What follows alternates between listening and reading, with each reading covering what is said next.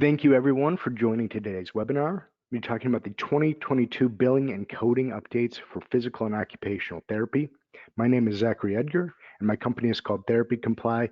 I'm recording the webinar, so immediately after the webinar I will send out a link to everyone and you'll be able to access this recording at any time. I'll also be sending out a number of other guides and documents that will help you out. We'll just talk about those later on. But let's go ahead and get started. If you have any questions during the webinar, there's a toolbox in the, you have your toolbox, you can type in a question and I'll do my best to answer it during the webinar. All right. So getting right in, just on the agenda, we'll first talk about the current state of legislation. That's the payment legislation, kind of that judges how much, basically how much you're going to get from Medicare. We're going to talk about the modifiers, what's going on with that in 2022, talk about the NCCI updates, and then we'll talk about the 2022 surprise billing law. This law went into effect, the first part of the law went into effect last year, but the second part started this year, and it is a lot more applicable to physical and occupational practices, so we'll talk about that in depth. And then we'll talk a little bit more about Medicare coding and utilization, and then some business tips to kind of, some good ideas to sort of increase revenue in your practice. All right, so current legislation. So prior to this Protecting Medicare and American Farmers from Sequester Cuts Act, you were going to see about a 9.75% reduction to your fees. That was going to be on top of that 15% cut for PTA and OTA services that we'll talk about. So that was going to come into effect. They passed this law late last year, and so it cut down on that. So what it cuts down on, it instead of that, 9.75%, you're going to get a 1.2% cut. But on March 31st, that cut is going to go up to 2%, and then in April 1st, it's going to go up another 1% for about up to 3%. And I got a little chart here that is a lot more clear. So you're going to see cuts to Medicare Part B, 9.75%. Medicare Part A was going to be about a 6% cut. And so after this legislation, it's going to go down to 0.75, 1.75, and 2.75. So you are going to see that cut till the next around a 2.75% cut.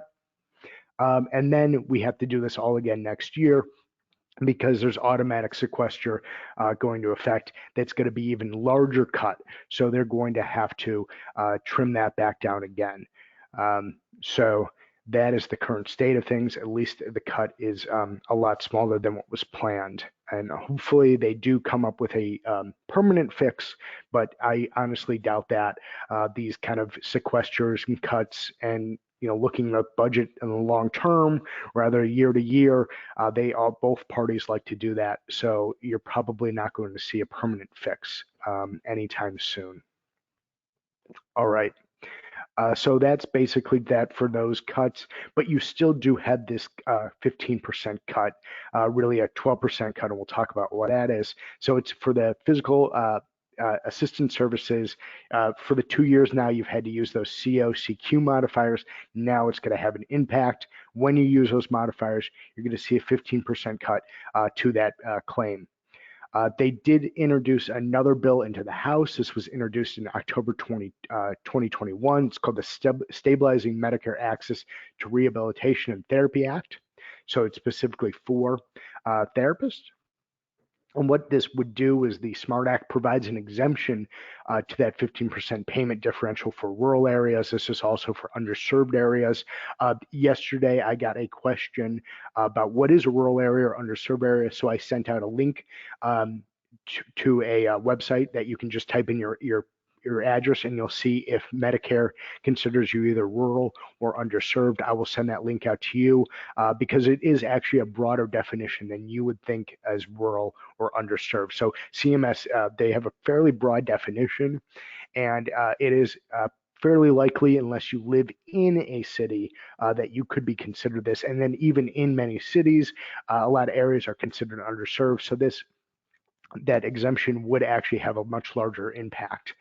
The next one is reduces the burdensome requirements for the direct supervision. So we are, in normal, now we do have the COVID-19, we had the emergency exception, but in normal times, assistants have to be directly supervised when treating Medicare patients, which means, and this is in private practice settings, physician offices, this means that the therapist needs to be on site, not in the same room, just be in the same site as the assistant.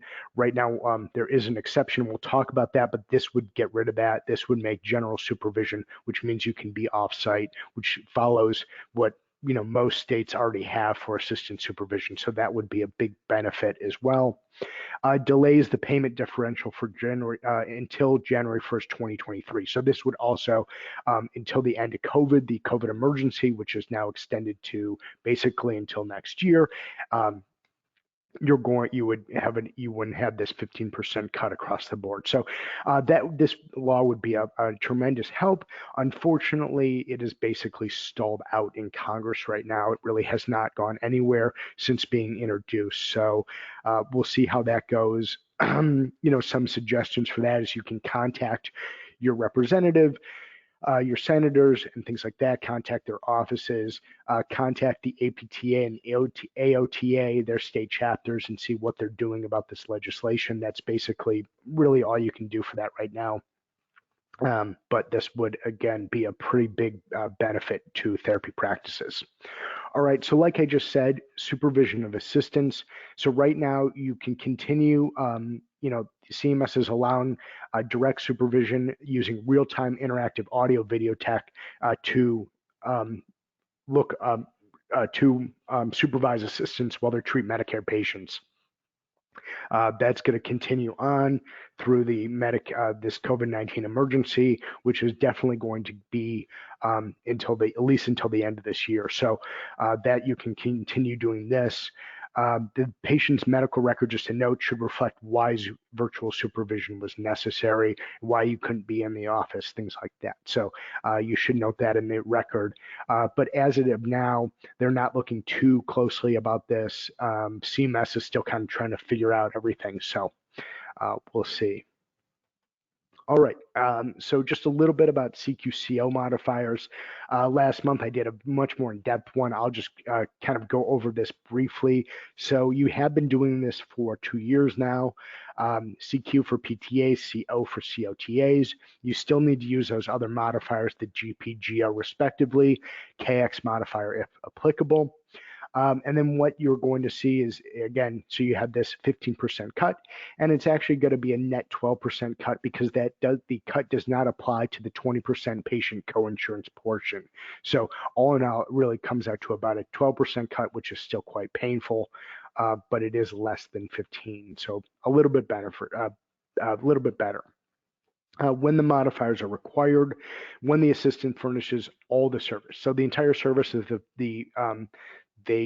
the assistant does the service, you're going to need the modifiers. Also, when the assistant furnishes at least 10% of the service. So if you ever do co-therapy, co-treatment with an assistant and therapist treating at the same time, most practices don't do that. Only in small exceptions, maybe when you first transition, handing services over to an assistant, or you're going to do the progress report, something like that. But normally, either the therapist is doing services or either the assistant. And so you don't really have to worry about, and if that's the case for you, you really don't have to worry about this 10% de minimis rule is what they call it. And that's a good thing because the math is a pain. If you go, go on CMS, the website, you go on my website, I put a bunch of examples of how the math works, and you'll see it's really not worth your time to do that and to figure it out. So the best way to do it is to just have the therapist treat a patient or the assistant treat a patient. Don't do co-treatment. When the modifiers are not required, so when the therapist provides the services for the entire time, and also if you're doing co-treatment, assistant therapist together, if the therapist is there for the entire time, providing the service along with the assistant, not treating any other patient, you don't need the modifiers there as well. A couple little changes in 2022. So instances where there's two 15-minute remaining units left to bill and for one service. So this is 2 units for the same service. So this is going to be, again, applies in limited number of cases where there are two 15-minute units or 8-minute units of therapy remaining to be billed for the same service. CMS allows one 15-minute unit to be billed with the modifier and one to be billed without the modifier. This is where you're going to have the assistant and the service are providing at least some portion of the time for those two units. Again, reducing the, you want to reduce these situations, not worry about the time you spending, worry about allocating with the time, doing the math. It's best to avoid these situations altogether. And there's also the midpoint rule. So this is when you have one unit. If you have one unit and you have of service, so at least, that's under 20 minutes or so, or 22 minutes, and you had the PT and the therapist and the assistant treating the patient at different times. And again, rarely you'll have this situation, but if the therapist treats for at least 8 minutes, you don't need to use the modifier for that one unit. So this is only when you have one billing for one unit of one service. When you have the therapist providing at least 8 minutes, you can disregard the assistant and just bill without the modifier. But if the therapist, and like how this shows, provides services for less than 8 minutes, then you need to use the modifier. So that's just the midpoint rule, 8 minutes here. That's all it's just saying. All right. But again, I cannot stress enough. You want to avoid these stuff. You want to avoid the math. It will take more time that is better spent treating patients and billing for services. I also want to show you this. So this is a little chart I put together using general U.S. compensation figures for therapists, PT, PTA, just to show how this works. And so I, put annual compensation. You're going to want to, work that into an hourly rate. So how much you're paying your therapist per hour, how much you're paying your assistant per hour. And there's a fairly huge, a big salary gap between the two. And when I show, even with that, what I show here is even with that 15% reduction. So a hypothetical payment, Medicare payment of $100 for the therapist would be $85 for the assistant.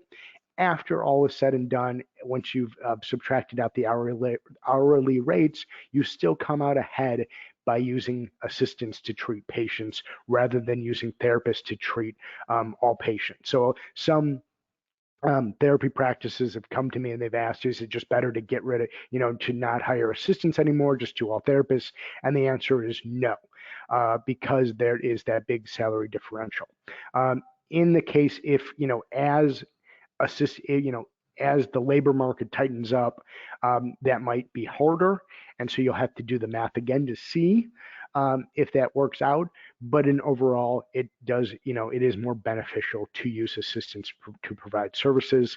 And that's also, you're not only billing Medicare, you also have other payers that don't have this price differential. So using assistants to treat patients is the best way to go.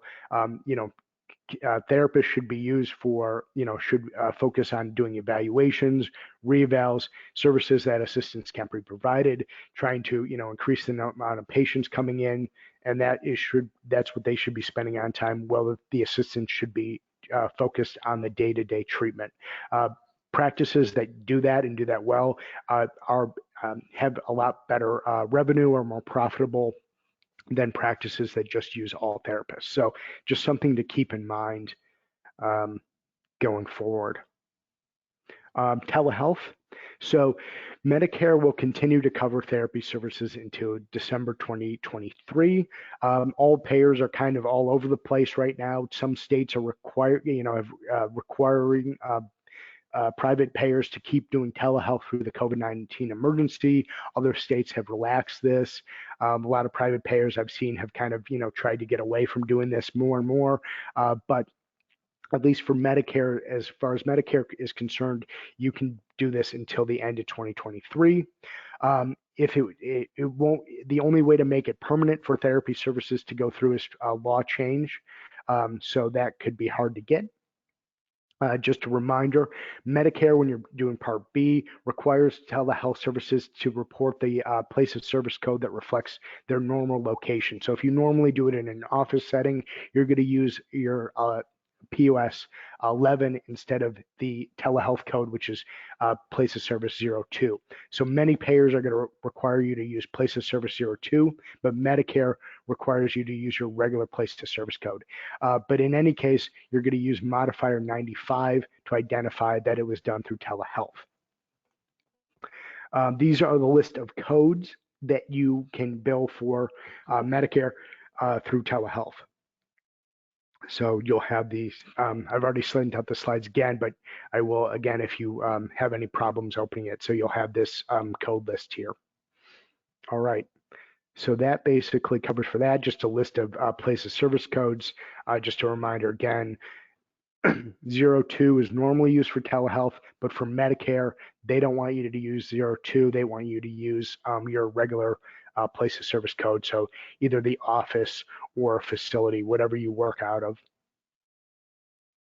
Okay, and then this should have been, go back to the CQ modifiers, who requires the modifiers, and this is going to be Medicare, TRICARE, Humana, United Healthcare, and then Anthem, but that's Medicare Advantage only. So a lot of other plans are not requiring them yet, but their Medicare Advantage plans are requiring it. So just, look towards each plan to see more and more other payers are coming on to requiring the use of these modifiers. So just pay attention to that. TRICARE, there's a little bit of mixed information out there right now on whether or not TRICARE is going to do the 15% cut. The TRICARE manuals indicate that they will do a cut to assistance services, but the HealthNet and Humana, the managed care companies who manage the TRICARE, have not yet announced the cut. So it's not very clear on what it will be. For what I've heard, you just kind of have to wait to see when you get reimbursed to see if there is a payment differential. But I wish I could give you more information. But right now, TRICARE has not been very clear on their payment cut. This is another 2022 change. It introduced the remote therapeutic monitoring codes, and this is going to be very limited. The only piece of home equipment they've identified, and has to be an FDA-approved device, is the ARIA Home PT device. So if you and your practice use the ARIA Home PT device, these codes can help you out a bit. If you don't, then it's not too much of a worry. And really what the code you're going to use is going to be the initial setup, the 98975, the initial setup in patient education. And then you can use, and then also you can build this code, build the codes again once every 30 days, so once a month. So not very much. Like I just put here, the device that Medicare has identified is this ARIA Home PT, and then you have the 98975, the initial setup and patient education on use of the equipment, but Medicare only pays about $20 for that. And that can only be billed once per episode of care. And then 98977, so this is the kind of the regular management, but you can only bill this once a month, once every 30 days, and it's only about $55. So just if you use these devices, it can be a plus. If not, I wouldn't worry too much about it. All right, KX modifier. So it is now going up to $2,150 for PT and SLP services combined, $2,150 for OT services alone. Remember, you can check on the MAC website, look up the patient to see where they are. You should check that. Make sure you're not approaching this number. If you've approached these numbers, you need to put the modifier on there. Generally, what I recommend to avoid audits, and they are now doing more audits, doing more documentation reviews, things like that. They did put a pretty big hold on that in 2020 and into 2021, but now that is coming back, so you should definitely pay more attention to this. I recommend when you're looking at these numbers, when you get into that KX modifier, start looking at that as like a yellow light. this you're already getting to high utilization amounts as far as Medicare is concerned. You're going to want to make sure your documentation at that level reflects that the continued therapy is medically necessary. And then when you get to that 3,000 mark, if you do, that's a red light. You really don't want to go beyond that. That's going to start, Medicare more and more, they just link up, when you start hitting that amount, when you have more than a few patients up in that level, that's when they really start triggering documentation reviews, rack audits, things like that. So you do want to be careful when you're up in that area. If your patient does need that amount of care, make sure that it is, you're addressing that within the documentation and your documentation is strong, because you don't want to get to a point where they do a documentation review. If you have, if your documentation does not reflect that medical necessity, they will open up the doors for a much larger and much more painful audit. So be very careful when you're around these numbers. And I also, a little bit down in the webinar, I have some utilization numbers for Medicare. So kind of what Medicare looks at when Medicare considers medically necessary in terms of their utilization. All right, so that's basically all the changes for Medicare this year. Now we'll do NCCI. So this is, of course, the Medicare CMS releases these NCCI kind of charts, the PTP, the MUE, every quarter. This is for January. And of course, these are going to be followed by Medicare, TRICARE, Medicaid, all that. Private payers are usually, they do follow NCCI, but they can be a little bit slow to take up new changes. So usually they take up, they're a little bit, they're a few months behind Medicare. But the most important change here, and this is for the practitioner. So there's two different sets of PTP, procedure to procedure edits. The practitioner edits and the hospital edits. The practitioner edits, these apply to you if you're in a private practice or if you work for a physician group. If you work in any sort of facility, any outpatient facility, outpatient rehab, CORF, skilled nursing, outpatient hospital, then you use the hospital set of codes. On my website, I have both for all PT and OT and SLP codes on there. But these are the most important changes. The first and really the most important one is 97530. They removed 97533 and 97535. So prior to January 1st, if you build 97530 and you wanted to provide also 97533, 97535, you would have to use a modifier. Now you don't have to. So now you can build those codes together if need be. The other changes here are these low level, these 0708T. They're not a big deal. Sometimes if you're in a big group or something with other practitioners, they may bill for these, especially if you're in a facility. But for the most part, these are codes that physical and occupational therapists don't bill for, so they're not a big deal. I just put them here for reference. But yes, so really, again, like I said, therapeutic activities, this is the only big change you're going to have to worry about, and it just allows you now to bill for that. So if you do these together, you don't have to use a modifier anymore. And I will be talking about the modifier shortly. Hospital changes.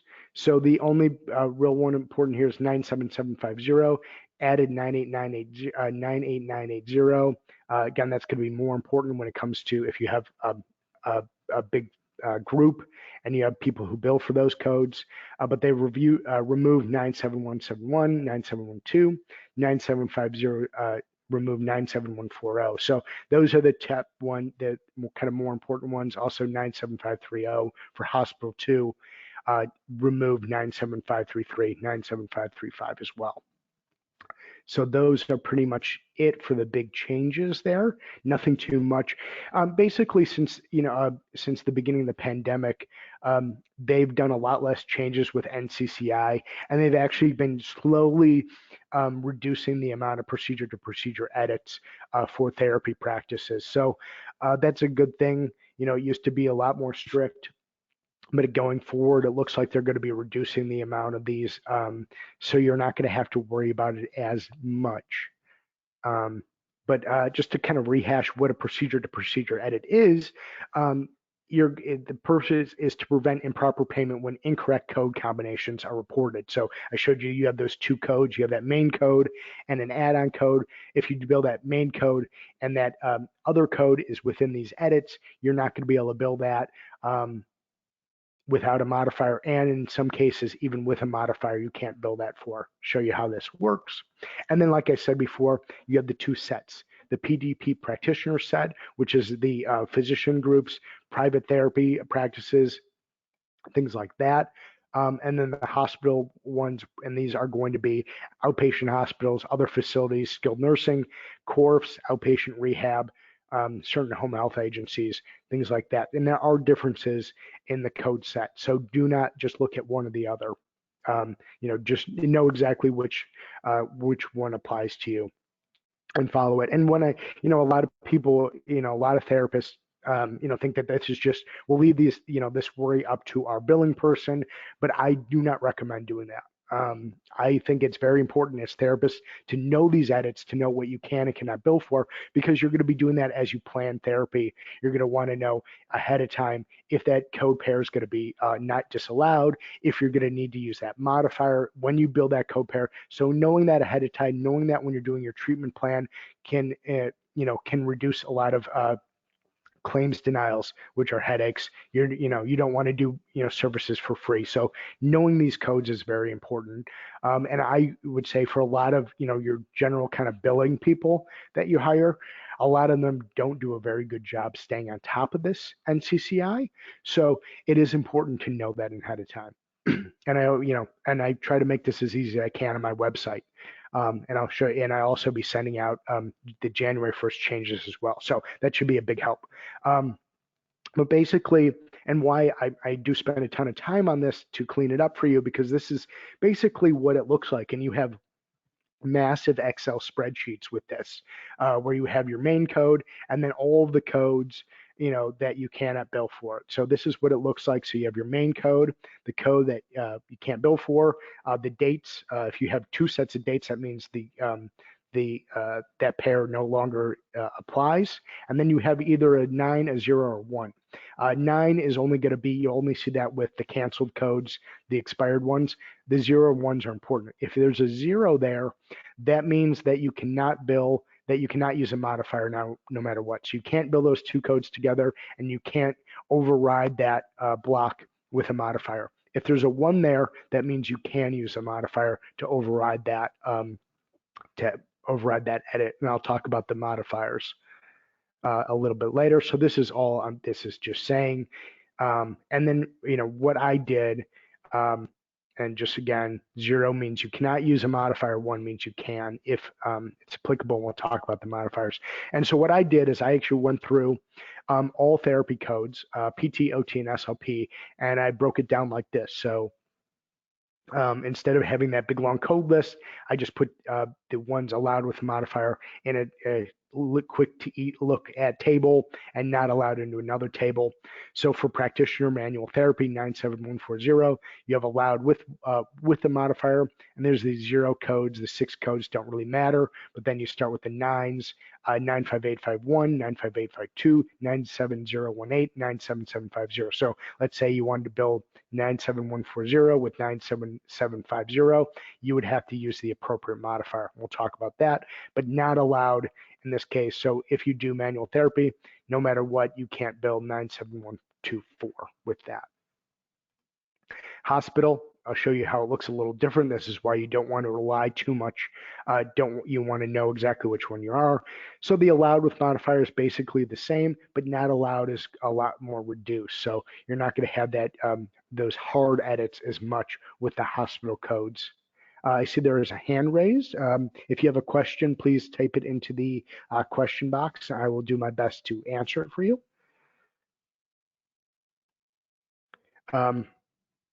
Until the question of mechanical traction, so just another example. And again, I will be sending out the code, all the codes list with the email that has the recording link in it. So you'll have that as a reference. What about the combo 97140 and 97530? So I'd have to look that up to see what exactly that says. Yeah, I'll have to look that up. And I do have all the code sheets. But you'll see that when I send out the code sheets, you'll see that combo. I forget right now if it's still blocked.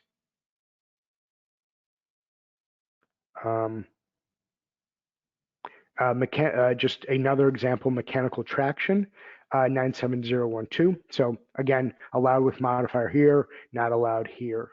So just showing you this, and again, you'll get those code sheets. So I'll have all the codes, all the eval codes, all the procedure modalities, wound care, all that. So I will send all that to you so you can see what's allowed with the modifier and what's not. And I do want to get to the modifiers and explain a little bit how these work, because a lot of people use these incorrectly and they still get denials because they use these incorrectly. So the main code a lot of people still use is modifier 59. This is kind of a catch-all. You can still use it, but many payers want you to use the more appropriate X codes. So I'll talk about those X codes. So what modifier 59 means, it's a distinct procedural service. And so when you have that one there, which means you can use this modifier 59, and you're just indicating that it's either going to be a different session, different procedure or surgery, different site on the body, different something that's not in the ordinary. So you use modifier 59, and when you use these modifiers, you need to document why the modifier was used. It's not okay to just put the modifier in there. If you don't document it and there's a review, if there's an audit, you'll get denied. So you do need to document why. And so you do also want to start using these more appropriate modifiers. So January 1st, 2015, these came into effect, and you have the XE, XS, XP, and XU. XE means separate encounter. So this is a same data service, but a different time. So you're going to, you would use this if you have, say you saw a patient kind of early in the morning, the patient came back for something, and also if you're doing it at a sequential time. So if you're providing one set of one piece of therapy, and and then the next set at a different time during the same treatment session, you could use XE to say it's done at a different time. So that's going to be frequently used for some of those things. You may also use XS, which is a separate structure. So say you do therapy, you're doing, mechanical traction on a leg, you do another, set on another type of therapy on the person's arm, but but normally those edits would be block that usage at the same time or during the same data service. You could say XS to override that. That's going to be a lot of times you're going to have things with wound care, because wound care, there's a whole bunch of codes that are blocked when you do wound care. So if you're doing wound care, let's say a person has a wound on their leg, and you're doing care for that, and the person has an injury in their shoulder, you may be able to do, you can use XS to get over that one. So that's going to be pretty common there. Biofeedback also has a lot of code blocks as well. XP is separate practitioner. So if you have a PT treats a patient in the morning, you have an OT treat a patient later on in that day, or a physician comes in to treat the patient after you see them or before, they may be appropriate to use XP there. And XU is unusual non-overlapping service. This is one you're going to use if you're going to, if you look at a lot of the codes, a lot of modalities and therapeutic procedures don't allow you to bill a procedure and a reval at the same time. But if you do that, you can use XU to get to go beyond to break that edit. So that's going to be there for that. So revals and procedures at the same time. Just kind of a recap, used appropriate different anatomical sites on the same encounter, XS. Procedure performed in different encounters on the same day, XE. When you're talking about two services described by time codes providing the same encounter when they're done sequentially, XE. So time codes just done at different times, XE. XU, again, appropriate for a diagnostic procedure, which precedes a therapeutic procedure only when the diagnostic procedure is the basis for performing that. So let's say you do a reeval and determine the patient needs a different kind of treatment. After that reeval, you start that different kind of treatment. You're going to use XU to override that block. Same here with the next one as well. If you do a procedure and decide, a reeval is appropriate in this case, you're going to do the XU for that. And again, I'll send out all those big code lists, all those code lists for you. Medically unlikely edits. So these medically unlikely edits, these are the maximum amount of units that can be reported for a patient on the single day of service. You cannot go over these by using different practitioners. This is looked at as a patient by patient basis. So you can't divide it up and to get over it. So these are the maximum amount of units of service on a single day, and these are maximum, not utilization guidelines. These are the absolute top you can use. Just showing you this is kind of how it looks like, and these don't change a lot. So it's not something you have to kind of look at quarterly. There may be a change here and there, but nothing a lot. But you'll see here, therapeutic exercise has 6 maximum units, neuromuscular re-edge 4, aquatic therapy 6, gait training 4, massage, etc. So this is just kind of how it works. And you just have the maximum amount. And you also have these 3s and 2s. And just what these mean, 1, you're not going to see that, but 2 and 3. 2 means it's an absolute top, so an absolute amount. You're going to see that with like an eval. You really can only do 1 PT eval a day. You can't do any more. So you're going to have that absolute top. 3, you'll see more with other services. And what 3 means is that if you can appeal. So if you get denied, if you go over, you can appeal that denial, show medical necessity. You can show your medical necessity in the documentation of why you went over that amount for that day, and you can appeal. So that's the difference between 2 and 3. 2 being a hard cap, 3 softer. But soft, you have to do an appeal. You can't just override that with a modifier or something. So that can be a difficult thing as well. But MEUE is, and I will be sending those out as well, just something to pay attention to. But again, those are the maximum amount, not utilization. And I'll be sending out utilization.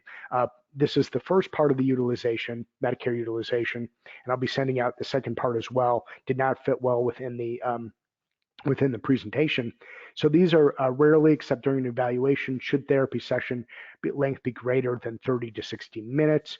So you really don't want to go over an hour with a Medicare patient. That can put up some red flags for Medicare. And the following interventions should only be reported no more than 1 unit per code per day. So this code, the next one is 2. The next one is 4. So these are the general Medicare utilization guidelines. And I do have more information on that I'll be sending out. So, pay attention to this when you're doing your plan of care, planning out services. You don't want to be doing you don't want to be going over these. And if you are going over these, you want to justify that in your documentation. So you want to make sure if you are going over these numbers, your documentation is strong to withstand any audits and things like that. So these are just some guidelines. All right, so now into the surprise billing rule. So surprise billing is an unexpected bill from a healthcare provider or facility. This can happen when a person with health insurance unknowingly gets a medical care from a provider, facility, or other provider that's outside the plan's network. So this usually happens in the case where someone's getting a surgery in a hospital, and it turns out one of the surgeons, the anesthesiologist or someone, is out of the patient's network, and then they get this surprise $5,000 bill. Because that person was out of the patient's network. Federal government says, no, they passed this law 2 years ago. They said no more. Can't do that anymore. If you have a situation like that with an out-of-network provider, you have to give notice to the patient ahead of time. So that is so that's really what we're saying the out-of-network provider here. And this is not really going to be this section. This is the part 1 of the surprise billing. It's not going to be a big deal. You're not going to be part of, the surgical team. This doesn't really happen with therapists all too often. Usually if you are employed by a hospital, you're not going to be out of network, things like that. So this is not a big deal. This requirements for part one, this is going to maybe be beneficial to you if you are a patient more than anything else. But part two is much more important for therapists. So this rule, when it was released in September 30th, and it is in effect now, January 1st. So when scheduling an item or service, or if requested by an individual, providers and facilities are required to first inquire about the patient's health insurance status and whether the patient would like to have the claim submitted to their health insurance, or if they're going to pay for it out of pocket. So if you have a patient that is self-pay or uninsured, and many therapy groups do self-pay. You do self-pay now, or you have a service that is like dry needling or something like that, that's not covered by Medicare or by other private insurance, and you're going to have self-pay. So when you had that situation, what you need to do is give a good faith estimate of what you're going to charge the patient for those items or services prior to providing those services. Now, this is something I've always recommend doing. When you do have a patient who is going to self-pay, the best thing that you can do is to tell them ahead of time, this is exactly what I'm going to be charging you for these services, just so you know there's no surprise ahead. That is the number one source of conflict between patients and healthcare providers. It is the reason why patients file complaints with your state board. It's that, because of these payment disputes. So I've always said, give that estimate, it be not even an estimate, give the exact amount you are going to charge the patient ahead of time so there's no surprises. And now it's law. So it's very important that you do that. So this is just these two bullet points are just saying a person who's either uninsured or a person who's insured, but they choose to pay for it out of pocket anyways, or if it's not covered by insurance. Good faith estimate. So good faith estimate must include expected charges for items or services that are reasonably expected to be provided with the primary item or service. So just again, be as close as you can on how much you're going to charge the patient. It is the best way to go. Over this first year, there's going to be some leniency on this, but if but they can choose and not to be so lenient, and you may have to go to patient provider dispute resolution.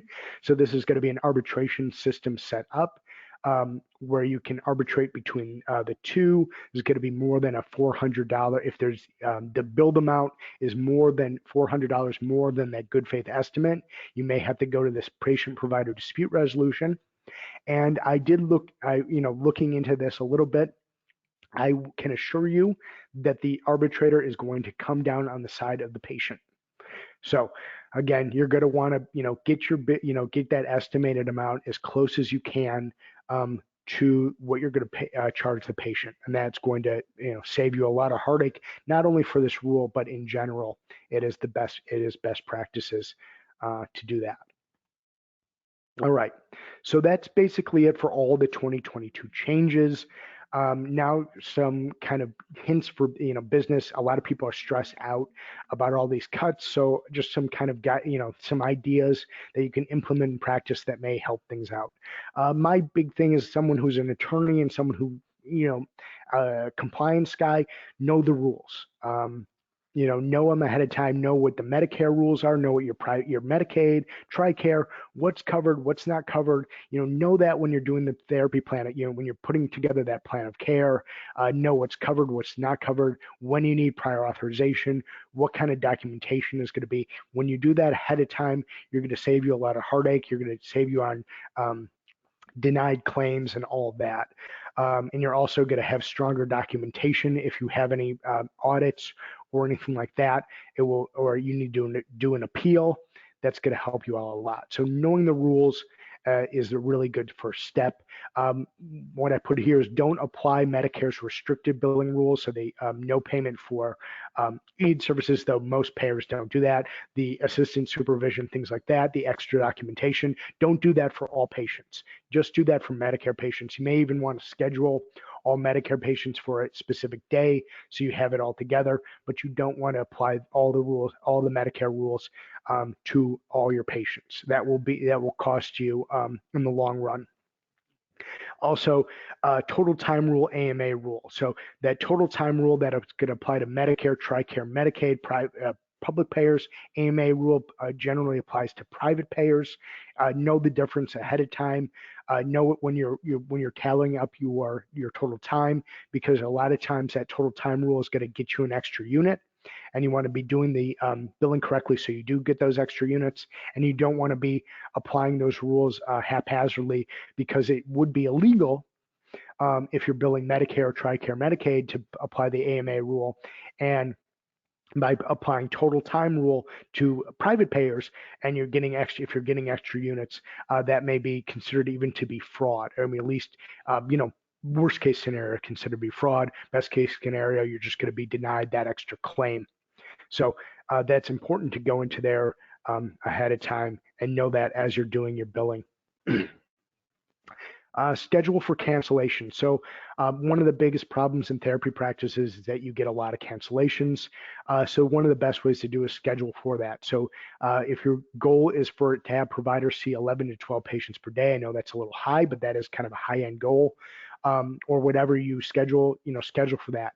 It's patients if they do end up showing up, other providers should be able to help take over for that.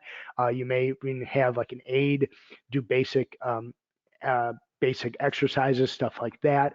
And even if you won't be able to bill for that, you may get an extra unit or two anyways for that patient, which is better than nothing. The worst case scenario is you have an assistant or a therapist sitting around for an hour, not seeing a patient. Also consider work week changes, adding a Saturday or Sunday, taking off a Tuesday or Wednesday if you do that, or increasing your hours into the evening.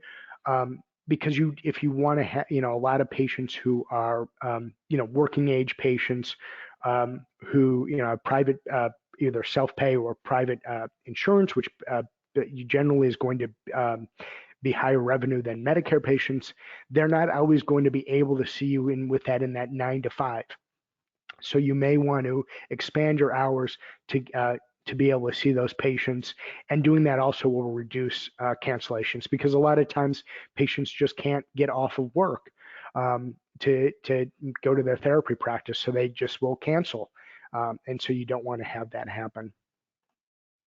And it's also a good idea too to have a good cancellation policy. Make sure you're either doing it 24 or 48 hours. I recommend 48 hours ahead with a fee if they don't. So that's a good way to have that. And again, that does need to be in writing and given to patients ahead of time. Another good thing, another thing to keep in mind is your front desk is very important. These people do your scheduling, to check eligibility for insurance, obtaining tracking authorizations, all those key functions. They're very important. So you do want to get a good person staffed at this desk. Don't find a kid in high school or someone who's just right out of school, minimum wage job. They're most likely going to make mistakes, and those mistakes can be very costly to your practice. So having a good person in place, even if it costs more money, even if it requires higher pay, is worth it in the long run, because that is very important to your practice. Those functions really can make a practice sail or fail. So get a good person in there, and make sure you're training that person to make sure that you're staying on top of them, make sure they're doing their job correctly. Productivity expectations. So this is another thing you can implement. So you can create productivity expectations. Therapists track each procedures per hour, procedures per visits, daily and monthly visits per therapist, monthly evals per therapist. These are all things you can track, keep data on. If you can set goals and keep be clear on establishing, be clear with these goals with your therapists and assistants, and you can create these expectations, and you can track them month to month, and you can increase identify barriers to why therapists aren't meeting these goals. These are just things you can do ahead of time. And it's also a good idea to start this off with an audit of each therapist and go ahead of time. Next month I'm going to be doing an entire webinar on audits. So if you want to enjoy that, join that webinar, please do. But you know, a lot goes into these productivity expectations, benchmark, and all that. But these are just some ideas to go forward. Also, very important business, you know, business expansion, your business in general. Everybody now needs a website. 21st century, this is how people find you. This is how potential referral sources find you. So having a website, having a good website that works well is crucial. They're very easy to create these days. Go to GoDaddy. You know, you can get a domain name for pretty cheap, $10 a year. Their website builder is around $12 a month. That pays off so much. You have a good website like that. You know, even if you're going to, you know, have someone build it for you, that service is getting cheaper and cheaper. It's a really a must-have.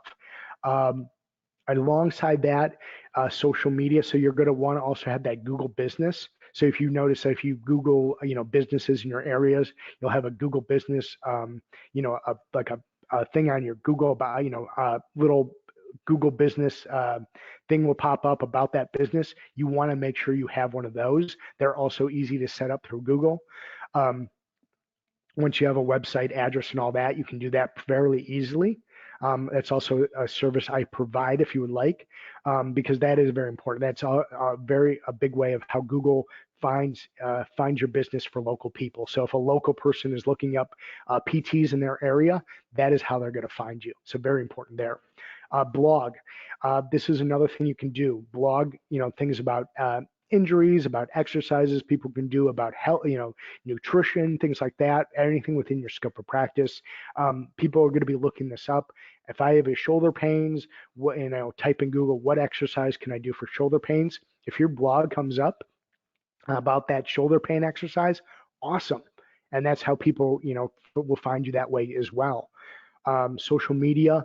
So having, like I said, that Google page, business page, having a Facebook page, having a, you know, that's really all you know, LinkedIn is good as well, but that's going to be more business to business. But a Facebook page, Google page, that's really important to have. I wouldn't worry too much about having a Twitter, you know, something like that. But, you know, Facebook page, Google page, very important. And then new services, you know, see what kind of services you can provide that are out of pocket, that are, you know, out of pocket services that people are willing to pay for. You know, a lot of people now, if they have extra income, exercise services, want to do it safely with a PT or an assistant. Providing those services can be a great way to increase your revenue. You know, you don't have to worry about all these crazy Medicare cuts and rules and, you know, all that. So, you know, just things to keep in mind. All right, well, that is basically it for the presentation. I want to thank everyone for joining me today. My email address is z@med-comply.com. You can email me any questions you have. My website is therapycomply.com. I have a huge amount of information up there for therapists. So please, please, please, please use my website. I have a ton. Medicare, HIPAA, TRICARE, NCCI, state, Medicaid, all that. I'll be doing all, and I'm always adding a lot more. So please use my website as a resource. If you need continuing education credit, please email me with your full name, your license number, your state, and your profession, and I'll get that to you. I'll be doing those this afternoon and as things come through. And the website, the recording for the webinar, it takes about 20 minutes to process. So in about 20 minutes from now, I'll send out an email to everyone. It will contain a link, and I'll also be sending out the NCCI stuff, the utilization guide as well. So you'll have all that material. You'll have all that material. Well, anyways, thank you all for joining me today. And again, any questions, please direct them to my email, and I'll be happy to answer them. Stay safe out there, and have a wonderful rest of your day.